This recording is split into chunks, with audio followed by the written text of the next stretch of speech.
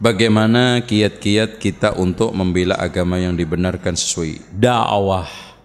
Makanya ketika saya mengatakan jangan antum mengikuti demo, ada yang menuduh, wah Ustadz ini nggak membela Al-Quran. Masya Allah. Lah saya dakwah dari mulai tahun 90 sampai sekarang bela apa Pak?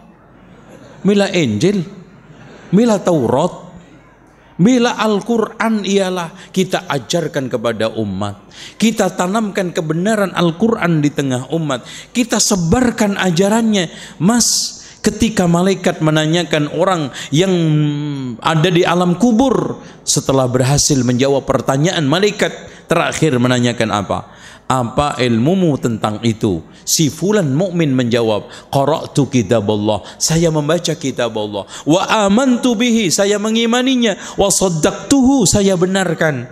Artinya membela Al-Quran di tengah umat, syiar Quran, pengajaran Al-Quran tersampaikan minimal 5: membacanya, merenungkannya, menghafalkannya, mengimaninya, mengamalkannya. Tuh, itu membela.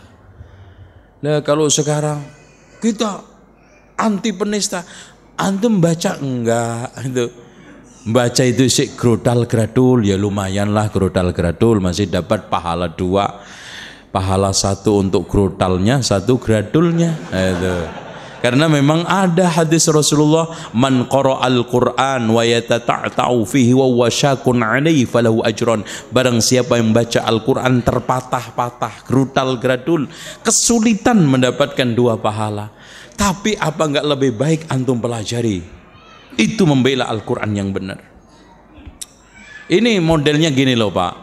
Orang itu enggak dikatakan mandi kalau enggak mandi di sungai, walaupun mandi di telaga 5 kali. Tetap aja dikatakan ente belum mandi ente. Loh, apakah saya kalau nggak mandi di sungai nggak mandi Mas? Kalau saya nggak demo, nggak bela Quran, padahal saya itu sudah dakwahkan, mengajarkan, doh gitu loh. Ya, wallahu a'lam.